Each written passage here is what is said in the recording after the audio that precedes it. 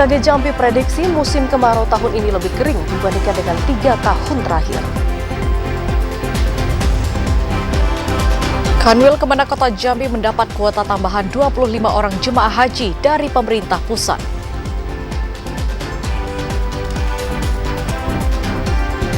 DPRD dan masyarakat menolak Perda RT/RW dikarenakan merugikan Kabupaten Tanjung Jabung Barat.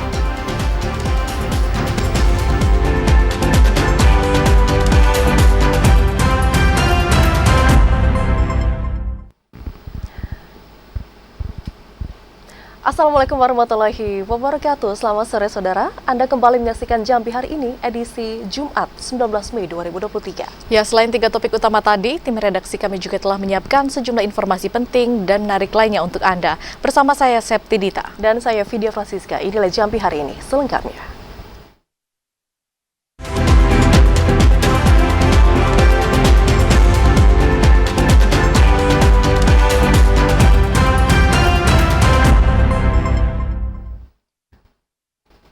Saudara, BMKG memprediksi musim kemarau untuk tahun 2023 kali ini akan lebih kering dibandingkan dengan 3 tahun terakhir. Hal tersebut dikarenakan adanya fenomena alam El Nino dan juga pendinginan suhu di Samudra Hindia. Badan Meteorologi, Klimatologi, dan Geofisika Jambi prediksi musim kemarau 2023 lebih kering dibandingkan 3 tahun terakhir. Turunnya intensitas hujan dikarenakan fenomena alam El Nino dan pendinginan suhu di Samudra Hindia. Fenomena ini berakibat menurunnya intensitas curah hujan hingga berpotensi kekeringan di Provinsi Jambi.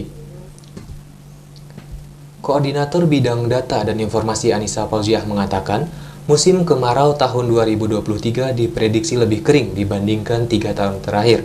Selain berkurangnya intensitas hujan, diprediksi suhu panas di Jambi meningkat. Bahkan tercatat pada tanggal 14 Mei suhu di Provinsi Jambi capai 36,1 derajat Celcius. Jadi untuk musim kemarau di tahun ini, sifat curah hujannya cenderung normal dan memang ada beberapa wilayah di bawah normal. Artinya memang BMKG memprediksikan musim kemarau tahun ini lebih kering daripada tahun lalu untuk curah hujannya. Untuk El Nino-nya sendiri?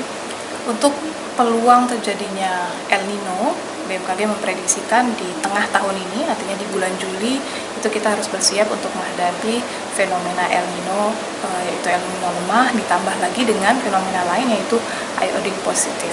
Iodine positif itu apa? Artinya mendinginnya suhu kalau di Samudra Hindia Barat Sumatera. Jadi yang mengakibatkan musim kemarau di tahun ini akan lebih kering daripada tahun lalu.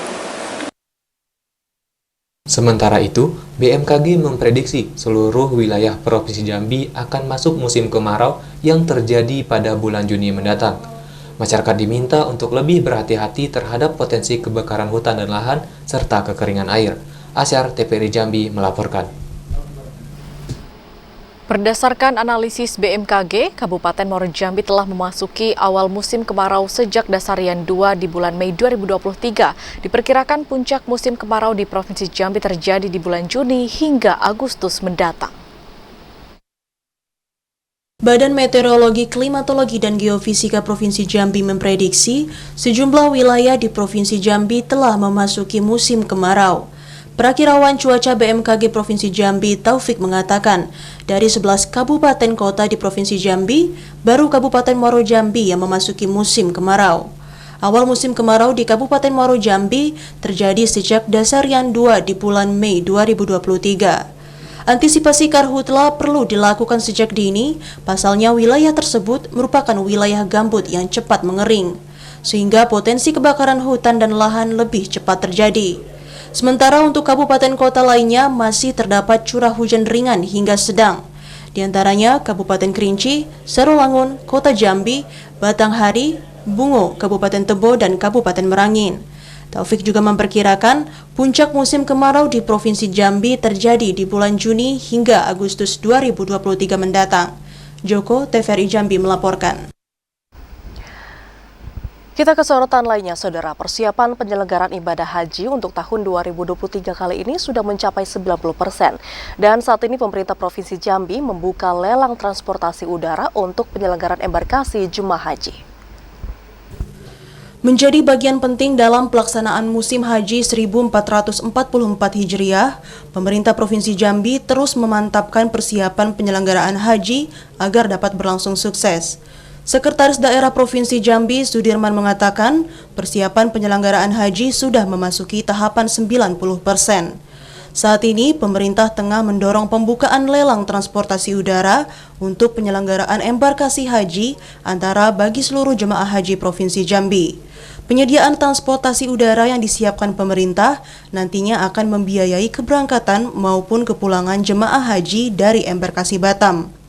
Pada pembukaan awal lelang transportasi udara, ada 2 maskapai penerbangan yang ikut dalam proses lelang tersebut, yakni Garuda serta Lion Air.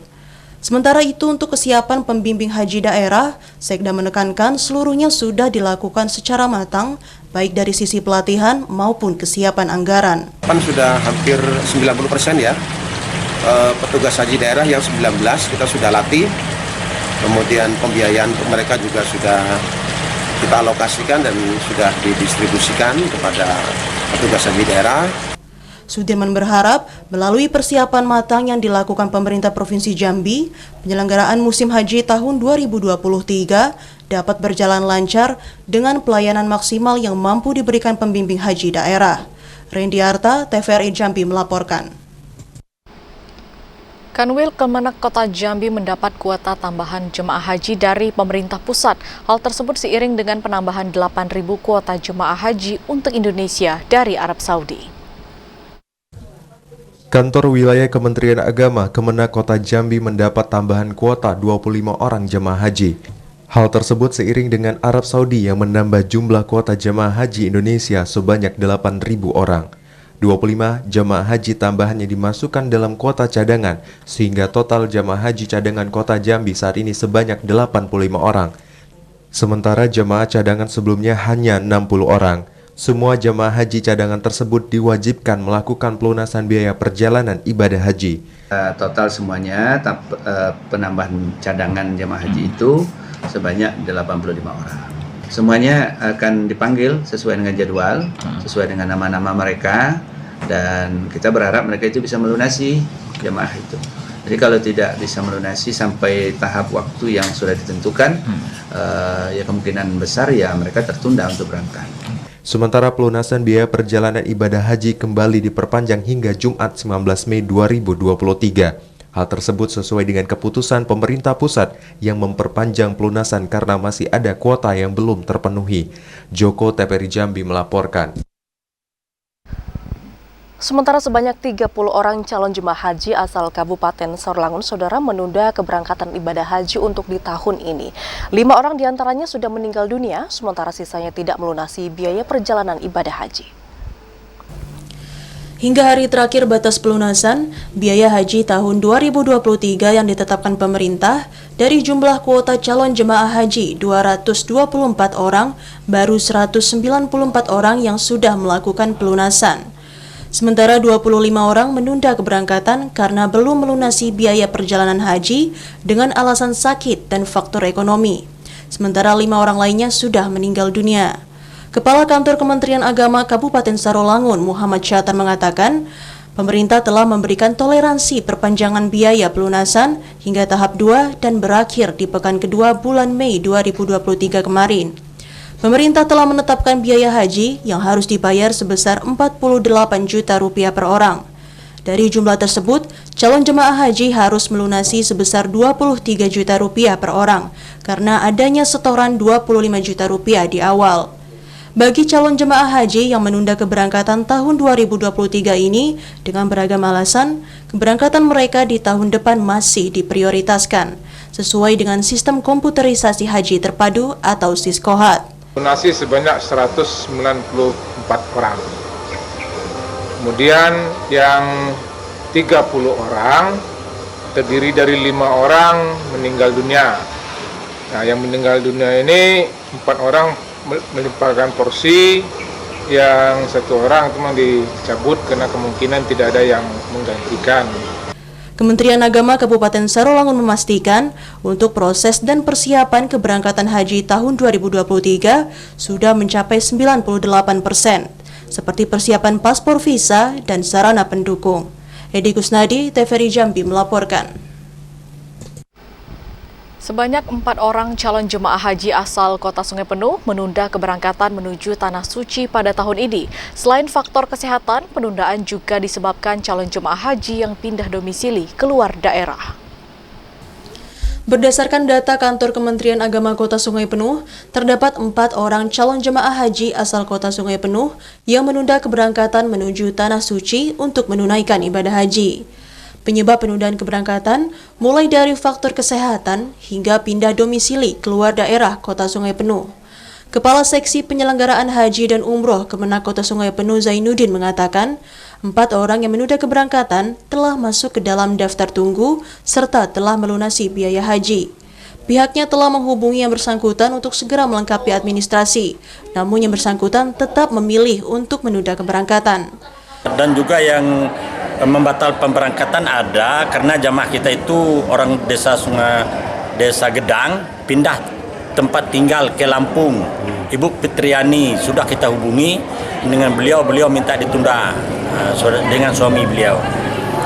Itu yang terjadi, ada 2 orang itu jamaah kita. Zainuddin meminta kepada calon jemaah haji yang akan diberangkatkan pada tahun 2023 untuk tetap menunggu informasi lebih lanjut dari pemerintah terkait jadwal keberangkatan.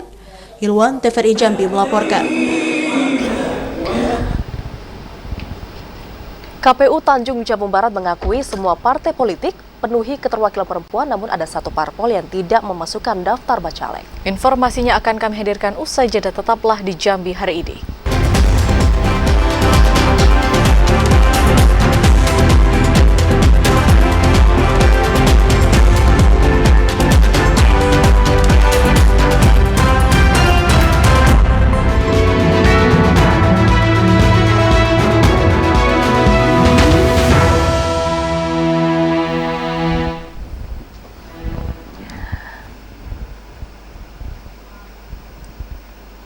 Anda kembali bersama kami di Jambi hari ini dalam segmen menuju pemilu 2024. Saudara, 1 partai politik di Kabupaten Tanjung Jabung Barat tidak memasukkan daftar bacaleknya. Sementara untuk seluruh parpol yang sudah mendaftar, saat ini sudah memenuhi 30% keterwakilan perempuan. Sejak dibuka pendaftaran bacalek dari tanggal 1 hingga 14 Mei 2023, Komisi Pemilihan Umum Kabupaten Tanjung Jabung Barat hanya menerima pendaftaran bacalek dari 17 partai politik. Komisioner KPU Tanja Barat Divisi Teknis Penyelenggaraan M. Taufik mengatakan, hingga berakhirnya masa penutupan pengajuan berkas bacalek hanya Partai Garda Perubahan Indonesia Garuda yang tidak memasukkan daftar bacalek. Sementara untuk 30% keterwakilan perempuan, semua parpol yang mendaftar telah memenuhi syarat dalam pengajuan pendaftaran. Setiap persyaratan yang diajukan telah dilakukan pengecekan yang dicocokkan dengan aplikasi berbasis web silon untuk dinyatakan ada dan lengkap. Seperti berkas parpol atas nama daftar calon beserta lampiran persetujuan dari pusat diantaranya KTP, surat pernyataan, surat kesehatan, surat keterangan sebagai pemilih, keterangan dari pengadilan, KTA, dan ijazah. KPU akan melakukan tahapan selanjutnya dengan melakukan verifikasi berkas bacalek dan telah dimulai sejak tanggal 15 Mei dan berakhir hingga tanggal 23 Juni mendatang. Jika nantinya ada kekurangan berkas dari bacalek, maka akan diserahkan kembali kepada parpol yang bersangkutan karena masih ada masa perbaikan. Didi Haryadi, TVRI Jambi melaporkan.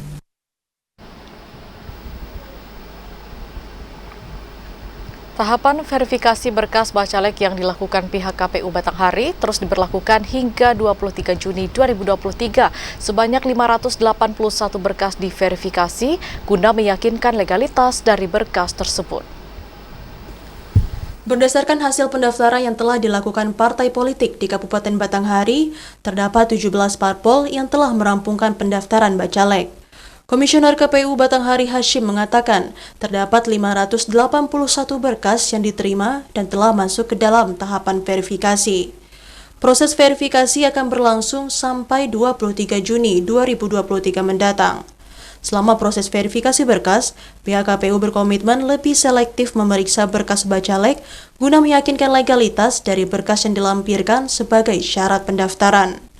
Hashim menambahkan, KPU juga akan memberikan jeda waktu untuk perbaikan berkas bacalek apabila berkas tersebut tidak memenuhi syarat. Iya, kalau untuk di Batanghari itu 17 parpol yang akan mengikuti pileg nanti.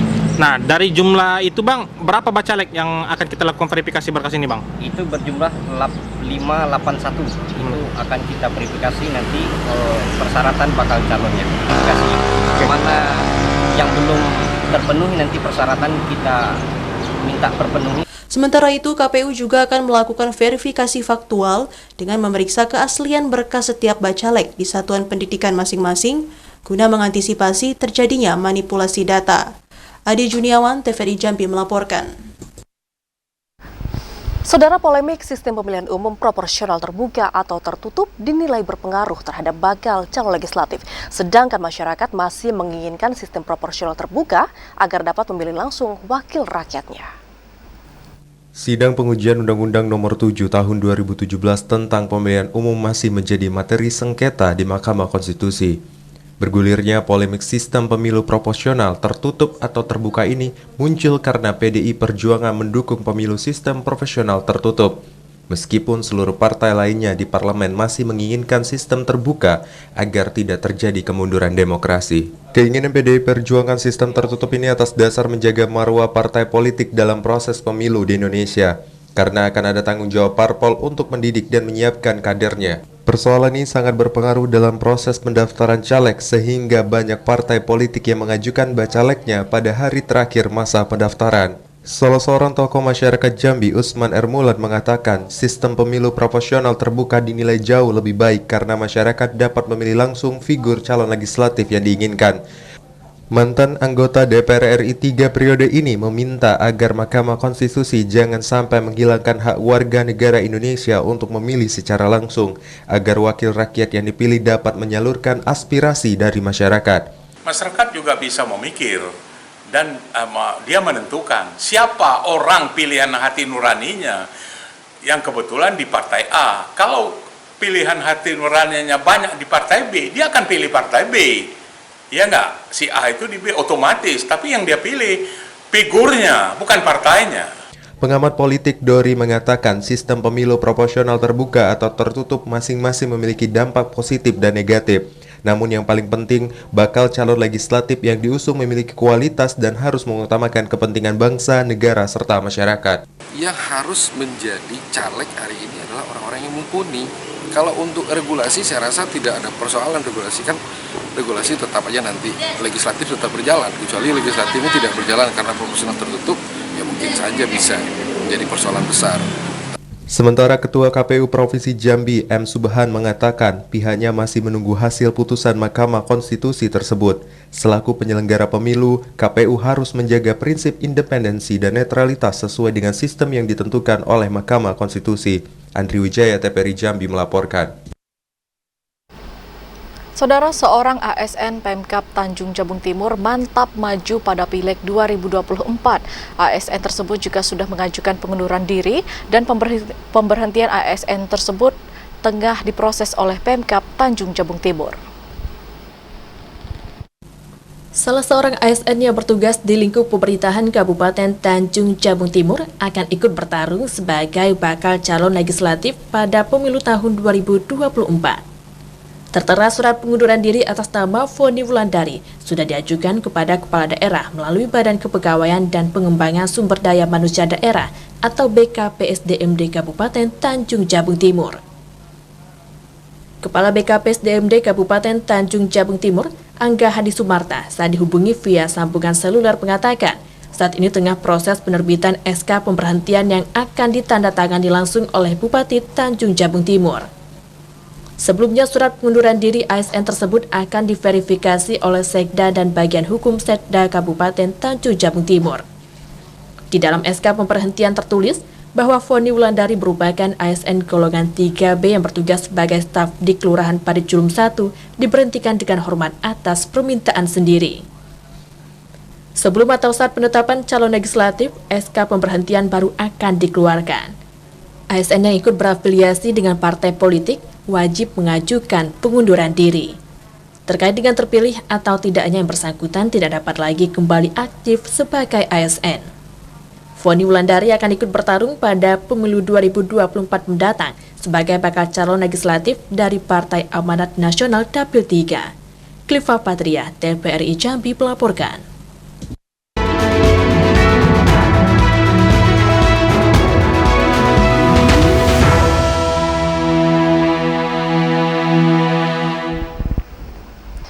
Kita ke sorotan lainnya, Saudara. DPRD dan juga masyarakat Kabupaten Tanjung Jabung Barat menolak Perda RT/RW tapal batas Kabupaten Tanjung Jabung Barat dan juga Tanjung Jabung Timur.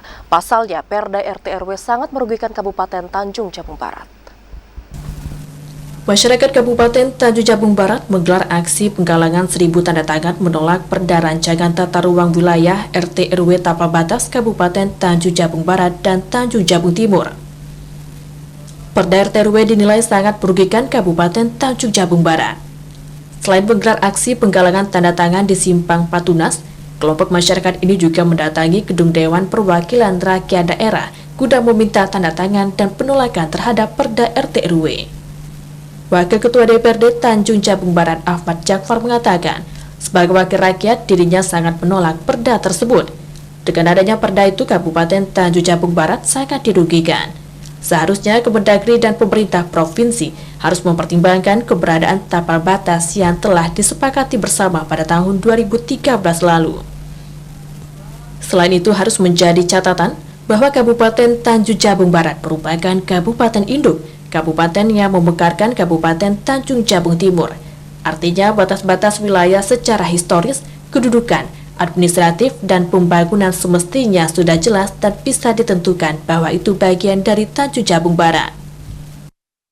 Kami DPRD Tanjung Jabung Barat dari awal memang sudah komit untuk menyuarakan hal ini, membantu Pak Bupati, ya kan, bagaimana kedudukan tapal batas di Tanjung Jabung Barat ini memang adalah satu hal yang harus diselesaikan dengan bijak. Intinya, kita punya Perda RT/RW yang mengacu kepada tapal batas tahun 2013, kesepakatan tapal batas tahun 2013. Hanya saja selama ini pemerintah provinsi, Kemendagri tidak mau pakai tapal batas itu, peta tapal batas itu, kan begitu.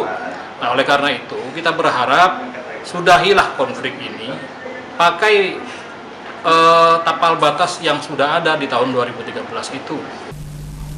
Akibat disahkannya peraturan daerah rancangan tata ruang wilayah tersebut, Kabupaten Tanjung Jabung Barat sebagai kabupaten induk sebelum dimekarkan dirugikan dengan berkurangnya luas batas wilayah sebanyak 17.000 hektar. Dan hari ini kami masyarakat bereaksi, di mana kami melakukan minta dukungan publik masyarakat Tanjung Barat untuk mengumpulkan tanda tangan penolakan pergeseran batas wilayah Kabupaten Tanjung Jabung Barat. Dan tanda tangan ini akan kita segera sampaikan ke Kementerian Dalam Negeri, karena ini nanti Kementerian Dalam Negeri yang akan mengeluarkan terkait dengan tapal batas ini. Dan alhamdulillah kami juga mohon dukungan politik dari DPR dan seluruh anggotanya hari ini, dan diterima, dan insya Allah besok tanda tangannya kita terima. Berkurangnya batas wilayah secara otomatis mengakibatkan berkurangnya dana bagi hasil DBH yang selama ini diterima Tanjung Jabung Barat karena Tanjung Jabung Barat harus kehilangan 24 sumur migas. Didi Haryadi, TVRI Jambi melaporkan. Pada tahun 2023 ini, pemerintah Kabupaten Muaro Jambi menyediakan ribuan lampu LED untuk penerangan jalan. Hal ini dilakukan untuk memberikan pencahayaan dan penerangan bagi masyarakat dan pengguna jalan. Pemerintah Kabupaten Muaro Jambi pada tahun ini menyiapkan sekitar 1.348 titik lampu penerangan jalan LED yang akan dipasang di seluruh wilayah Kabupaten Muaro Jambi. Daerah yang menjadi prioritas yakni perbatasan Muaro Jambi dengan Kota Jambi, tepatnya di Desa Penyengat Olak sampai ke Desa Bukit Baling atau Perkantoran Bupati. Lampu LED dinilai dapat mengurangi pembayaran listrik bagi Pemkab Muaro Jambi. Di tahun sebelumnya, dengan menggunakan lampu penerang jalan yang memiliki watt besar, pemerintah Kabupaten Muaro Jambi harus mengeluarkan anggaran yang besar untuk membayar listrik lampu jalan mencapai 7 miliar rupiah per tahun. Penggunaan lampu LED ini diprediksi bisa turun menjadi 4 miliar rupiah. Yaitu program ini nanti di setiap desa itu akan kita luncurkan yang namanya Desa Terang. Ini bisa bekerja sama dengan desa dan juga bisa bekerja sama dengan pihak-pihak yang mau memberikan penerangan lampu jalan. Kita memang tidak menggunakan yang namanya solar cell untuk daerah-daerah ini karena solar cell ini biaya cukup mahal dan perbaikannya rumit. Masyarakat mengaku sangat terbantu dengan adanya penerangan jalan dari program pemerintah. Masyarakat berharap program ini dapat berlanjut untuk mendukung perekonomian masyarakat. Kondisi wilayah yang terang dapat mencegah terjadinya tindakan kejahatan pada malam hari. Azam Afnan, TVRI Jambi melaporkan. BKKBN Provinsi Jambi menggelar silaturahim bersama instansi vertikal dan diharapkan saudara melalui kegiatan tersebut seluruh instansi terkait dapat bekerja sama menurunkan angka stunting menjadi 12% di bawah angka nasional yakni 14%. Badan Kependudukan dan Keluarga Berencana Nasional atau BKKBN Provinsi Jambi menggelar forum silaturahmi instansi vertikal pemerintah Provinsi Jambi bersama Sekretariat Stunting Provinsi Jambi. Pada kegiatan ini juga dilakukan diskusi terkait upaya percepatan penurunan stunting. Berdasarkan Peraturan Presiden 72 Tahun 2021 tentang percepatan penurunan stunting, BKKBN sebagai motor penggerak upaya percepatan penurunan stunting. Tercatat pada tahun 2021, angka stunting di Provinsi Jambi sebesar 22,4%, di bawah prevalensi nasional yakni 24,4%. Dan pada tahun 2022, prevalensi stunting kembali turun menjadi 18%. Ditargetkan pada tahun 2024, angka prevalensi stunting menjadi 12% di bawah target nasional yakni 14%. Untuk itu BKKBN terus berupaya menurunkan angka stunting melalui 8 aksi konvergensi, yakni analisa situasi, rencana kegiatan, rembuk stunting, perbub dan perwal tentang peran desa, kadar pembangunan manusia, manajemen data, pengukuran dan publikasi, serta meninjau kinerja tahunan. Aksi ini bertujuan agar kabupaten kota mendapat umpan balik dan pembelajaran dalam upaya konvergensi, intervensi, dan terciptanya koordinasi dan sinkronasi, serta keterpaduan program kegiatan penanganan stunting yang valid dan update antar instansi. Yogi Ramadhani Adli, TVRI Jambi melaporkan. Saudara, setelah melakukan peninjauan, Gubernur Jambi Al-Haris meninjau gedung untuk dijadikan SMK Negeri Titian Teras di Kabupaten Bungo. Informasi selengkapnya akan kami hadirkan usai jeda dalam segmen advertorial. Tetaplah di Jambi hari ini.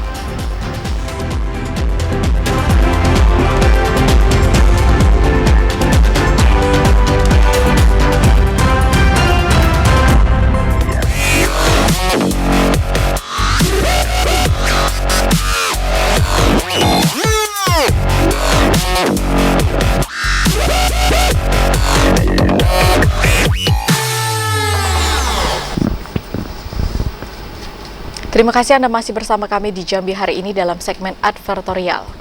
Pada kunjungan kerja Gubernur Jambi Al-Haris di Kabupaten Bungo, Gubernur menyempatkan melakukan peninjauan gedung SMK Negeri 2 Kabupaten Bungo. Direncanakan gedung ini akan dijadikan SMK Negeri Titian Teras. Gubernur Jambi Al-Haris meninjau bangunan SMK Negeri 2 Bungo yang terbengkalai setelah selesai dikerjakan sejak 2019 lalu. Gubernur mengatakan, setelah melakukan pertimbangan, pemerintah Provinsi Jambi akan mempersiapkan gedung SMK Negeri 2 Bungo untuk menjadi SMK Negeri Titian Teras. Keputusan tersebut dipilih dalam upaya menyiapkan SMK-SMK unggul dengan fasilitas memadai yang nantinya mampu melahirkan lulusan yang siap bersaing di dunia kerja. Penyiapan lembaga pendidikan berkualitas yang fokus pada bidang kejuruan dilakukan pemerintah dalam upaya mempersiapkan generasi daerah yang memiliki keterampilan guna menyongsong periode bonus demografi. Gubernur menekankan penyiapan SMK Negeri Titian Teras akan dilakukan hingga akhir tahun 2023. Untuk SMATT di Jambi, agar nanti standarnya tidak ada berubah, maka kita putuskan satu kampus saja di Jambi. Nah, ini kampus yang ini kita putuskan. Ini kita persiapkan untuk menjadi SMK 2, SMK Tentras. Ya. Jadi yang sudah ada satu SMA Tentras, nah kita bikin lagi SMK Tentrasnya.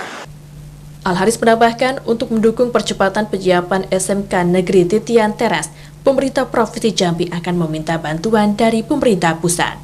Randy Arta, TVRI Jambi melaporkan. Sementara Gubernur Jambi Al-Haris bersama pemerintah Kabupaten Tebo menggelar silaturahmi dan juga halal bihalal dengan ratusan masyarakat di Kabupaten Tebo. Didampingi PJ Bupati Tebo Aspan, kedatangan rombongan Gubernur Jambi Al-Haris di Kabupaten Tebo disambut sejumlah elemen masyarakat, sejumlah pejabat dan juga lembaga adat, tokoh masyarakat, anggota DPRD, camat, serta kepala desa. Pejabat Bupati Kabupaten Tebo Aspan dalam sambutannya mengucapkan terima kasih atas kehadiran Gubernur Jambi untuk melakukan silaturahmi dan menghadiri rangkaian kegiatan halal bihalal bersama masyarakat Kabupaten Tebo. Kegiatan ini dalam rangka Hari Raya Idul Fitri tahun 1444 Hijriah Masehi, mengangkat tema melalui halal bihalal, mari kita jalin silaturahmi dalam meningkatkan ukhuwah Islamiyah, serta semangat kebersamaan dalam membangun Kabupaten Tebo dan Provinsi Jambi menuju Jambi Mantap 2024. Jumlah lebih kurang yang hadir pada hari ini 900 orang undangan kami, Pak. Ini yang Bapak sampaikan. Kami semua siap menerima arahan petunjuk dari Bapak. Kami mohon kiranya nanti Bapak berkenan memberikan arahan petunjuk kepada kami untuk kami jadikan pegangan dalam membangun Kabupaten Tebo ke depan. Gubernur Jambi Al-Haris juga menyampaikan karena masih dalam suasana bulan Syawal, atas nama pemerintah Provinsi Jambi mengucapkan permohonan maaf lahir dan batin jika selama menjalankan roda pemerintahan ada janji yang belum terpenuhi maupun tugas yang belum terlaksana dengan baik, dan meminta agar masyarakat di Provinsi Jambi dan masyarakat Kabupaten Tebo terus memberikan dukungan dan doa agar visi dan misi Jambi Mantap berjalan sesuai rencana. Kegiatan silaturahmi dan halal bihalal juga turut dihadiri Wakil Bupati Musirawas Utara Ustadz Inayatullah yang juga sebagai penceramah. Intizam, TVRI Jambi melaporkan. Didampingi PJ Bupati Tebo Aspan, Gubernur Jambi Al-Haris menghadiri peringatan 1000 hari wafatnya Maghfurlah pimpinan Pondok Pesantren Raudatul Mujawidin, Kiai Haji Muhammad Burhan Jamil di Kecamatan Rimbo Bujang. Kunjungan kerja Gubernur Jambi Al-Haris ke Kabupaten Tebo selain menghadiri halal bihalal bersama masyarakat Kabupaten Tebo. Pada Jumat malam, Gubernur juga menghadiri 1000 hari wafatnya pimpinan Pondok Pesantren Raudatul Mujawidin Maghfurlah, Kiai Haji Muhammad Burhan Jamil di Kecamatan Rimbo Bujang. Gubernur Jambi Al-Haris dalam sambutannya menyampaikan, pemerintah Provinsi Jambi akan terus menaruh perhatian serius dan menjadikan program peningkatan keagamaan sebagai program unggulan terutama di pesantren.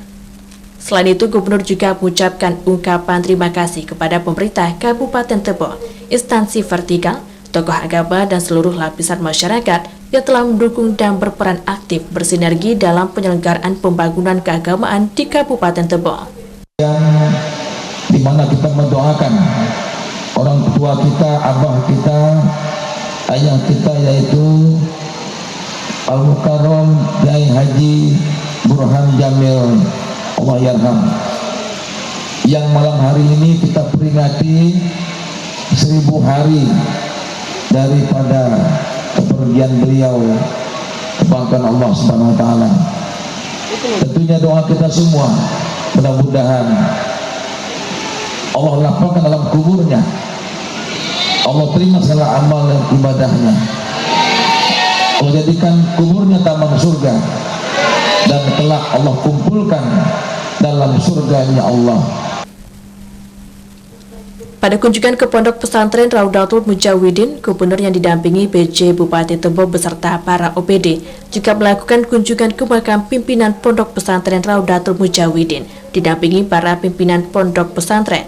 Gubernur juga turut memanjatkan doa kepada pimpinan Pondok Pesantren Raudatul Mujawidin Maghfurlah, Kiai Haji Muhammad Burhan Jamil. Intizam, TVRI Jambi melaporkan. Menjelang berakhirnya surat keputusan pejabat Bupati Kabupaten Sarolangun, Muara Tebo dan juga Muara Jambi, saat ini Saudara Gubernur Jambi belum bisa memastikan apakah ada pergantian atau tetap karena masih menunggu keputusan dari pemerintah pusat. Tanggal 22 Mei 2023 mendatang merupakan batas akhir surat keputusan pengangkatan jabatan penjabat bupati yang dijabat eselon 2 di lingkup pemerintah Provinsi Jambi, yakni untuk jabatan PJ Bupati Sarawangun, PJ Bupati Muara Jambi, dan PJ Bupati Muara Tebo. Terkait dengan kondisi ini, Gubernur Jambi Al-Haris mengatakan, pemerintah Provinsi Jambi belum menerima informasi resmi dari Kementerian Dalam Negeri terhadap nama-nama yang diusulkan untuk mengisi jabatan PJ Bupati. Dari beberapa nama, Gubernur juga masih mengusulkan nama penjabat bupati yang lama di 3 daerah tersebut, karena berdasarkan hasil evaluasi dari Kemendagri dan pemerintah pusat, 3 PJ Bupati tersebut meraih nilai yang memuaskan terhadap capaian kinerjanya. Gubernur mengaku menyerahkan sepenuhnya keputusan akhir siapa yang akan menjabat PJ Bupati di 3 daerah ke pemerintah pusat. Pagi sudah menghubungi Kemendagri untuk menanyakan proses PJ. Karena kalau seandainya diperpanjang saja, berarti kami hanya nanti hari Selasa itu hanya memberikan SK ke mereka. Tetap ada memberikan SK pada 3 PJ itu. Tapi kalau ada orang baru akan ada pelantikan. Nah, maka kita akan menunggu dari Jakarta, mungkin besok sudah ada final hasil. Sesuai dengan peraturan yang ada, jika 3 PJ Bupati masih tetap diperpanjang, maka di tanggal 22 Mei mendatang, Gubernur Jambi hanya menyerahkan surat keputusan perpanjangan SK. Namun jika ada yang diganti, maka pemerintah Provinsi Jambi akan segera melakukan pelantikan yang dilakukan Gubernur Jambi. Adi Kusnadi, TVRI Jambi melaporkan. Wakil Gubernur Jambi Abdullah Sani dan pemerintah Kabupaten Sarawangun menghadiri peresmian Pondok Pesantren Darussalam di Desa Pematang Kabau, Kecamatan Air Hitam. Pengasuh Pondok Pesantren Darussalam Pematang Kabau, Kiai Haji Abdul Rahim, dalam sambutannya menyampaikan ucapan terima kasih kepada pemerintah Kabupaten Sarawangun dan Wakil Gubernur Jambi yang telah bersilaturahmi di Ponpes dalam rangka peresmian Pondok Pesantren. Selain itu, kegiatan ini juga diisi pengajian yang menghadirkan Tuan Guru Kiai Haji Abdullah Fakih, yakni ulama karismatik pengasuh Pondok Pesantren Langitan Tuban, Jawa Timur. Staf ahli pemerintah Kabupaten Sarawangun Tajudin yang mewakili penjabat Bupati Sarawangun menyampaikan, atas nama pemerintah daerah mengucapkan terima kasih atas kontribusi lembaga pendidikan Pondok Pesantren dan berharap bisa memberikan sinergitas serta aspek pengajaran dan pengasuhan yang penuh dengan adab dan kesopanan. Karena Pondok Pesantren menjadi referensi pendidikan yang penuh dengan kesantunan dan keberadaban untuk menyiapkan santri dan santriwati di era globalisasi menjadi manusia yang berakhlak dan berilmu. Bersama-sama dalam acara pengajian akbar dan sekaligus peresmian Pondok Pesantren Darussalam yang insya Allah nanti akan diresmikan oleh Bapak Wakil Gubernur Jambi. Mudah-mudahan keberadaan kita di sini. Wakil Gubernur Jambi Abdullah Sadi mengatakan pengajian akbar ini masih dalam nuansa bulan Syawal. Untuk itu, atas nama pemerintah Provinsi Jambi, ia menyampaikan permohonan maaf lahir dan batin kepada masyarakat di Kecamatan Air Hitam, khususnya warga Desa Pematang Kabau. Pesantren merupakan tempat yang sangat tepat menjalankan proses belajar mengenai akhlak dan adab. Pesantren juga menjadi pengawal dari berbagai proses kehidupan berbangsa dan bernegara. Oleh karena itu, orang tua jangan takut dan khawatir, karena Pondok Pesantren Darussalam ini tidak menyimpang dari ajaran ahli sunnah wal jamaah. Kenapa Pak Gubernur, pemerintah harus bersyukur? Karena sama-sama insya Allah panjenengan pun paham, alhamdulillah program dan misi Bapak Gubernur insya Allah nek sakit rekat jayane lan nyuwun pandonga pangestune nyuwun bantuane memantapkan kualitas sumber daya manusia. Itu misi yang ketiga. Pondok Pesantren Darussalam diresmikan oleh ulama karismatik pengasuh Pondok Pesantren Langitan didampingi Wakil Gubernur Jambi dan staf ahli Bupati Sarawangun. Anggota DPRD Kabupaten Sarawangun, Camat Air Hitam, seluruh kepala desa dalam Kecamatan Air Hitam, pengasuh Ponpes dalam Kabupaten Sarawangun dan masyarakat Desa Pematang Kabau. Adi Kusnadi, TVRI Jambi melaporkan. Saudara Wakil Wali Kota Jambi, Maulana, menghadiri Musda Muhammadiyah dan Aisyah Kota Jambi. Informasinya akan kami hadirkan usai jeda dalam segmen advertorial. Tetaplah di Jambi hari ini.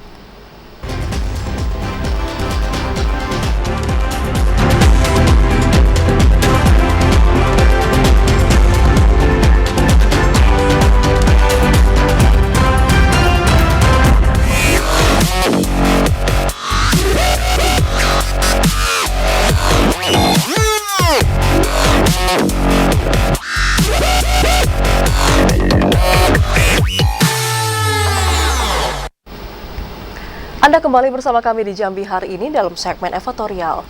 Saudara Wakil Wali Kota Jambi, Maulana, menghadiri Musda Muhammadiyah dan Aisyah Kota Jambi. Wakil Wali Kota Jambi berharap bahwa musda tersebut dapat meningkatkan kualitas pendidikan dan juga pembangunan di Kota Jambi. Wakil Wali Kota Jambi, Maulana, menghadiri Musyawarah Daerah Muhammadiyah dan Aisyah Kota Jambi. Kegiatan tersebut digelar di Universitas Muhammadiyah Jambi pada Kamis sore kemarin. Musda Muhammadiyah kali ini mengangkat tema membumikan Islam berkemajuan, memajukan Kota Jambi, perempuan berkemajuan, dan mencerahkan Kota Jambi. Wakil Wali Kota Jambi, Maulana, mengatakan tema musyawarah daerah itu sangat selaras dengan visi misi dalam pembangunan Kota Jambi, khususnya di bidang pendidikan, ekonomi, termasuk pengembangan UMKM sebagai upaya pemberantasan kemiskinan ekstrim. Wakil Wali Kota berharap Musyawarah Daerah Muhammadiyah dapat menciptakan keputusan dan program yang bagus ke depannya, sehingga dapat mendorong kemajuan Kota Jambi. Terutama yang berkaitan dengan pendidikan, kita tahu Muhammadiyah punya peran yang besar di berbagai macam level pendidikan sampai ke dan yang kedua di bidang ekonomi, karena tambah usaha, termasuk pengembangan UMKM, pemberantasan kemiskinan ekstrim yang 1,08%, ini juga kemudian juga bisa klinik dan lain-lain. Ini adalah upaya yang sangat simultan sinergi bersama pemerintah untuk melakukan semangat. Oleh karena itu saya atas nama pemerintah Kota Jambi mengucapkan selamat musyawarah daerah. Mudah-mudahan menghasilkan keputusan yang bagus, kemudian juga punya program yang sangat bagus juga untuk memajukan Kota Jambi. Kita ucapkan selamat yang baru yang terpilih kita bersinergi dan ini sudah membuka ruang untuk diskusi bersama-sama ormas Islam. Saya kira ini Wakil Wali Kota Maulana juga mengatakan kegiatan musda tersebut merupakan upaya yang simultan untuk memperkuat sinergitas bersama pemerintah dalam memajukan dan mensejahterakan masyarakat. Joko TPRI Jambi melaporkan. Saudara, pemerintah Kabupaten Bungo menggelar halal bihalal bersama Gubernur Jambi Al-Haris. Bupati Bungo Masfuri berharap melalui kegiatan ini dapat memperkuat tali silaturahmi. Pemerintah Kabupaten Bungo menggelar kegiatan halal bihalal di Wisma Alisudin, Rumah Dinas Bupati Bungo. Kegiatan ini dihadiri oleh Gubernur Jambi Al-Haris. Pada sambutannya, Bupati Bungo Masfuri mengatakan, melalui kegiatan ini dapat menjadi wadah untuk saling memaafkan dan memperkuat tali silaturahmi. Sementara itu, Gubernur Jambi Al-Haris mengatakan, kegiatan silaturahmi harus terus dijaga dan ditingkatkan. Selain itu, Pemprov akan terus mendukung dan mendorong pemerintah Kabupaten Bungo dalam pembangunan di bidang ekonomi serta infrastruktur. Menyampaikan kepada Bapak Gubernur, pertama menyampaikan terima kasih yang sebesar-besarnya. Pak Gubernur langsung berkeliling ke kabupaten kota dalam rangka halal bihalal ini. Ini suatu kebanggaan bagi kami, bukan kami yang diundang ke beserta jajaran diundang ke Pak Gubernur, tapi Pak Gubernur yang datang sekaligus melihat secara langsung masyarakat kami yang ada di Kabupaten Bungo ini khususnya. Hari ini kami berkunjung ke Pulau Bungo untuk halal bihalal silaturahmi dengan pemerintah dan warga Kabupaten Bungo. Tentunya seperti biasa kan kita ada yang kita undang ke Jambi, ada juga kita datang ke semua kabupaten. Nah, saya pilih datang ke sini silaturahim dan juga berjumpa dengan warga Bungo dan halal bihalal sekalian. Sebab lebih lebih afdol kita yang datang ke masyarakat minta maaf ya, lebih daripada kita mengundang beliau ke Jambi rame-rame raport juga kan. Nah, tentu misi kita yang kedua adalah kita ingin. Pada kegiatan halal bihalal ini diisi dengan tausiah dari Kepala Kemenak Bungo. Selain itu, melalui kegiatan ini, Bupati Masyhuri juga melaporkan ke Gubernur Jambi terkait permasalahan tapal batas antara Kabupaten Bungo dengan Kabupaten Dharmasraya yang telah dilakukan penandatanganan kesepakatan. Mukhriyandi, TVRI Jambi melaporkan. Pada saat menghadiri pembukaan MTQ ke-8 tingkat Kecamatan Pelepat di Dusun Sungai Beringin, Bupati Bungo mengajak warga untuk gemar baca tulis serta kecintaannya terhadap Al-Quran. Bupati dan Wakil Bupati Bungo beserta Ketua GOW Bungo menghadiri pembukaan Musabaqah Tilawatil Quran MTQ ke-8 tingkat Kecamatan Pelepat di Dusun Sungai Beringin. Pembukaan MTQ yang dilaksanakan setelah sholat Isya berlangsung meriah dan hikmat. Bupati Bungo Masyhuri mengatakan, tujuan digelarnya MTQ adalah untuk mendekatkan jiwa umat Islam kepada kitab suci dan meningkatkan semangat membaca, mempelajari, serta mengamalkan Al-Quran dalam kehidupan sehari-hari. Selain itu, MTQ juga sebagai bentuk perlombaan yang memadukan antara suara yang merdu, keharmonisan, serta irama tanpa melanggar kaidah tajwid. Para qori dan qoriah diharapkan mengikuti kegiatan ini karena kecintaan terhadap Al-Quran bukan hanya untuk mendapatkan juara atau peringkat, sehingga menghilangkan rasa ikhlas, niat ibadah kepada Allah Subhanahu wa Ta'ala. Melalui MTQ ke-8 tingkat kecamatan ini, diharapkan masyarakat di Kecamatan Pelepat dapat meningkatkan gemar membaca Al-Quran, sehingga bisa melahirkan qori dan qoriah terbaik untuk dibawa ke tingkat kabupaten dan provinsi yang nantinya akan diselenggarakan di Kabupaten Sarolangun. Alhamdulillah malam hari ini kita melaksanakan pembukaan Musabaqah Tilawatil Quran yang ke-8 tingkat Kecamatan Pelepat. Ini kecamatan kedua yang kita buka Musabaqah tingkat kecamatan. Nanti terus kita setiap malam bergiliran satu kecamatan ke kecamatan yang lain. Pertama kami menyampaikan ucapan selamat kepada Dusun Sungai Beringin ini menjadi tuan rumah Musabaqah Tilawatil Quran tingkat Kecamatan Pelepat ini, dan tentu kita berharap selain anak-anak kita mencari bibit-bibit. Kegiatan Musabaqah Tilawatil Quran ke-8 tingkat Kecamatan Pelepat ditandai dengan pemukulan beduk oleh Camat Pelepat yang didampingi para korio atau kades. Turut hadir pada kegiatan tersebut para asisten, seluruh OPD, para camat, serta para kafilah dari setiap dusun yang ada di Kecamatan Pelepat dengan jumlah kafilah 300 orang. Mukhriyandi, TVRI Jambi melaporkan. Menjelang puncak perayaan Disnatalis ke-60, Universitas Jambi menggelar kegiatan turnamen sepak bola Rektor Cup 2. Turnamen ini menjadi salah satu kegiatan yang dinantikan oleh mahasiswa maupun dosen di lingkungan kampus Universitas Jambi. Turnamen sepak bola Rektor Cup 2 dilaksanakan di lapangan depan Gedung Palairung Kampus Bidang Masak Unca Mendalo. Turnamen kali ini diikuti sebanyak 23 tim kesebelasan. Di antaranya 14 tim merupakan mahasiswa dari 7 fakultas dan 9 tim merupakan dari dosen dan tingkat tendik serta unit kerja lainnya di lingkup Unja. Pembukaan turnamen sepak bola ditandai dengan penerbangan balon ke udara. Dilanjutkan dengan tendangan bola oleh Wakil Gubernur Jambi Abdullah Sani, Wakil Rektor Bidang Akademik Unja Profesor Kamit, dan Bupati Batanghari Muhammad Fadil Arif.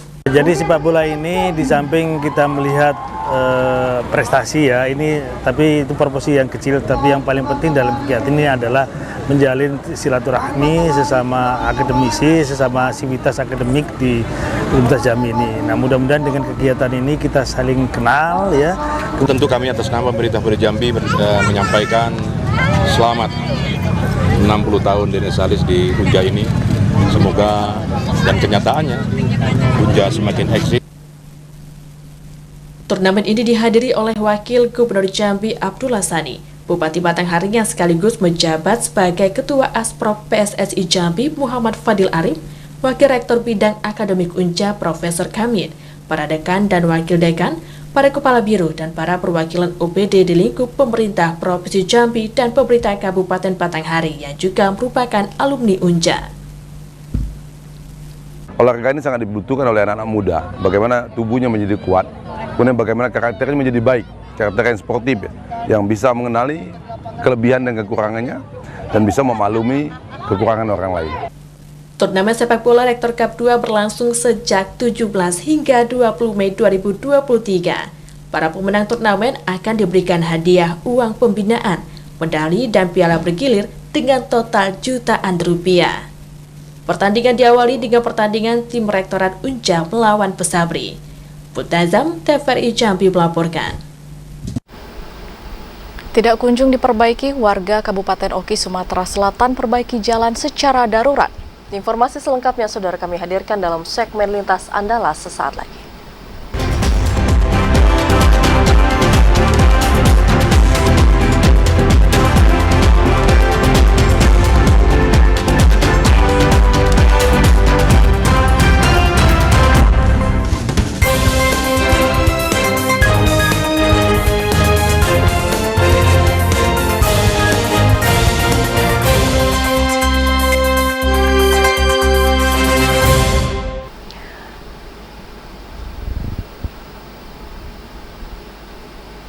Anda masih bersama kami di Jambi hari ini dalam segmen Lintas Andalas.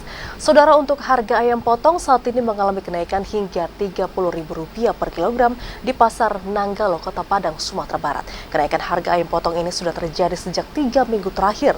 Dan kenaikan harga ini diperkirakan akibat dari kurangnya stok ayam potong yang beredar di pasaran. Sejumlah pedagang di Pasar Nanggalo, Kota Padang mengeluhkan penurunan daya beli masyarakat untuk membeli ayam potong yang saat ini mengalami kenaikan harga. Sejak 3 minggu terakhir, harga ayam broiler dijual Rp30.000 per kilogram dari sebelumnya Rp23 hingga Rp25.000 per kilogram. Sebelumnya pedagang mampu menjual 30 hingga 40 ekor setiap harinya, namun saat ini hanya terjual 20 hingga 25 ekor setiap harinya. Salah seorang pedagang ayam potong di Pasar Nanggalo, Kota Padang mengeluhkan penurunan daya beli masyarakat akibat naiknya harga ayam potong. Sebelumnya pedagang mampu meraih omset Rp300 hingga Rp350.000, namun saat ini sudah jauh menurun. 30, ya. Udah 3 minggu udah kemarin. Udah 3 minggu udah kena. Ya. Dari sebelumnya berapa? Bisa 25, 23. Mungkin dari PT mungkin ya. Biasanya Bang dalam sehari jualnya berapa Pak? 30, 20 itu cuman. Setelah naik itu 20 cuman. Biasanya 30. Iya. Kalau daya beli masyarakat gimana Bang? Nggak kurang lah. Menurut pedagang, kenaikan harga ayam terjadi akibat kurangnya stok ayam potong yang beredar di pasaran dan dikhawatirkan akan berlangsung hingga Hari Raya Idul Adha 2023. Pedagang berharap ke depan harga ayam potong dapat kembali stabil sehingga daya beli masyarakat pun ikut membaik.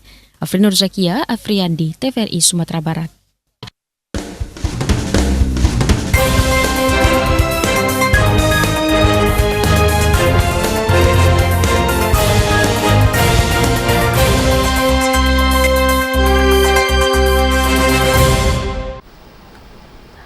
Dan informasi tadi saudara sekaligus menutup perjumpaan kita di Jambi hari ini. Terima kasih atas perhatian dan juga kebersamaan Anda.